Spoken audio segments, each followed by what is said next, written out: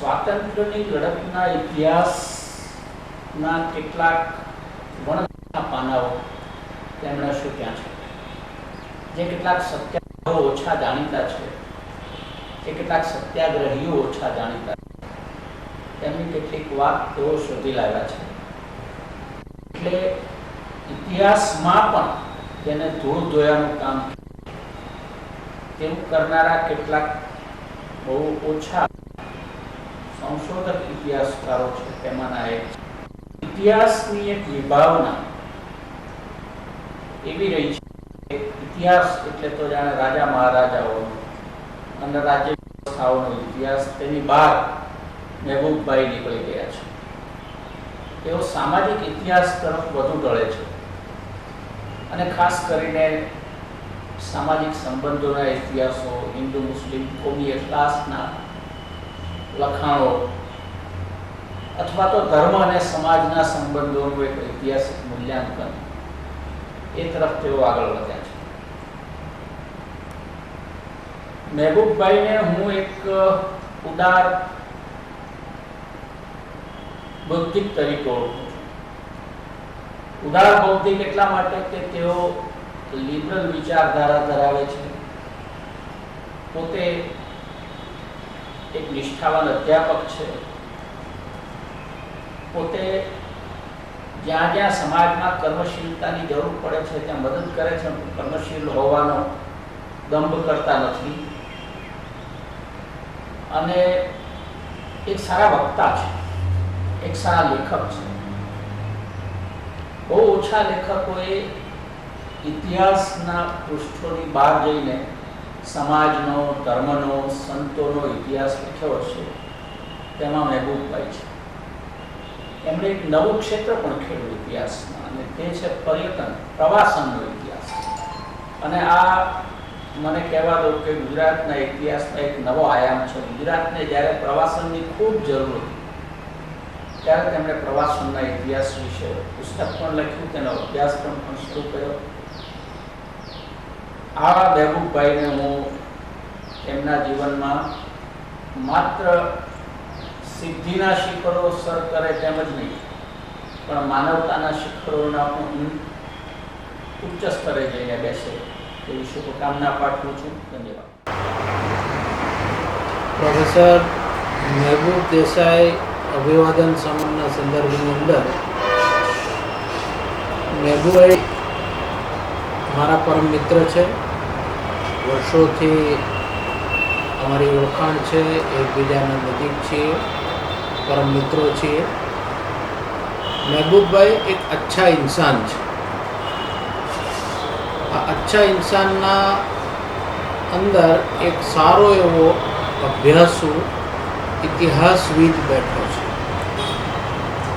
ભૂતકાળને ખોતરીને વર્તમાનમાં જીવવાની કોશિશ અને ભવિષ્ય કંડારવામાં ઇતિહાસની મદદ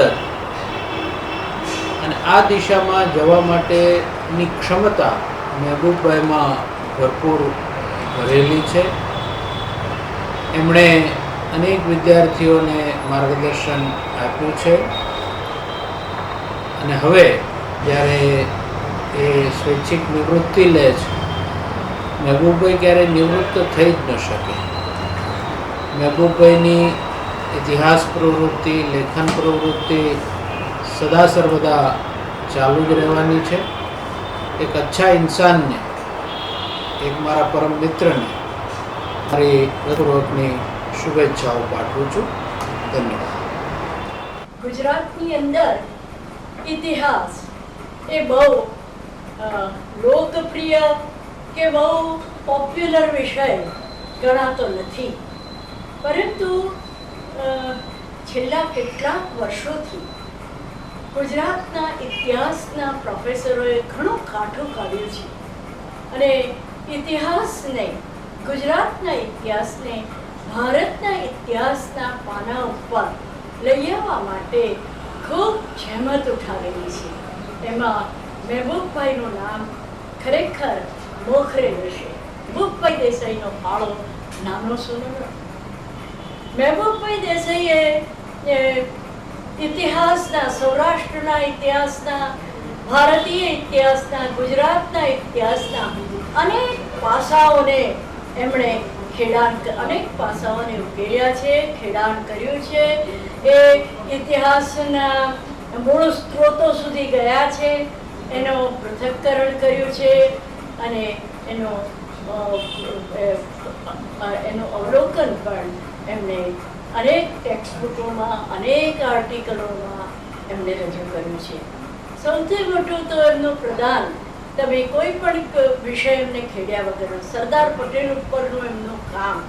દાખલા તરીકે સરદાર પટેલનો એમનો જે ઇતિહાસ, એમને જે સરદાર પટેલને એક કોમવાદી ગણીને ઘણા ઇતિહાસકારોએ એમનું મૂલ્યાંકન કર્યું છે, ત્યારે એમને દાખલાઓ, દલીલો, સ્ત્રોતો, એમના લખાણો, એમના ભાષણો એ બધા દ્વારા પુરવાર કર્યું છે કે સરદાર પટેલ એક સેક્યુલર અભિગમ ધરાવતા માણસ હતા અને ખરેખર એક કોમવાદી માણસ ધરાવતા ન હતા. મહેબૂબભાઈએ અનેક પુસ્તકો લખ્યા છે.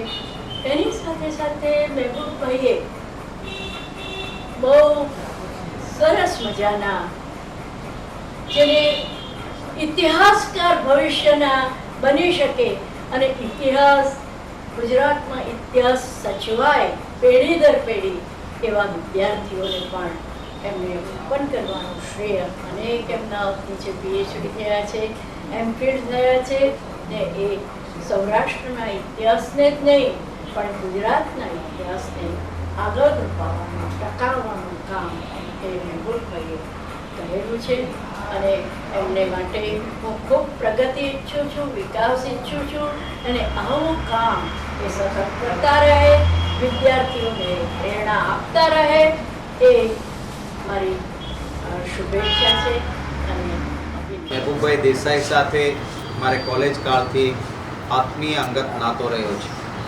25 વર્ષ જેટલા લાંબા સમય સુધી મહારાજા કૃષ્ણકુમારસિંહજી ભાવનગર યુનિવર્સિટી ખાતે જેમણે ઉત્તમ સેવાઓ આપી છે અને આજે હવે ગુજરાત વિદ્યાપીઠ જેવી નામાંકિત સંસ્થા સાથે જોડાવા જઈ રહ્યા છે, ત્યારે મારા તરફથી ડૉક્ટર મહેબૂબભાઈ દેસાઈને ખૂબ હાર્દિક શુભકામનાઓ પાઠવું છું. ભાવનગર યુનિવર્સિટીમાં અને ભાવનગરમાં જરૂર એમની ખોટ ચાલશે, પરંતુ એક મોટા ફલક પર એમના અનુભવ, એમના જ્ઞાનનો લાભ મળવાનો છે, એ વાતનો આનંદ છે. ડૉક્ટર મહેબૂબભાઈ દેસાઈ માત્ર એક પ્રાધ્યાપક તરીકે નહીં, પરંતુ એક ખૂબ સારા કટાર લેખક તરીકે પણ એક નામના એમણે ભાવનગરમાં ઊભી કરી છે. એમની પેન એ જીવંત હંમેશા રહી છે. એમના દ્વારા લખાયેલા કેટલાક પુસ્તકોનો પણ હું સાક્ષી અને વાચક રહ્યો છું અને ત્યારે મારા તરફથી એમને એ પણ શુભકામનાઓ પાઠવું છું કે એમનું એ લેખન કાર્ય પણ હંમેશા સમાજ ઉપયોગી રીતે સમાજ પ્રાપ્ત થતું રહેશે. હાર્દિક શુભકામનાઓ.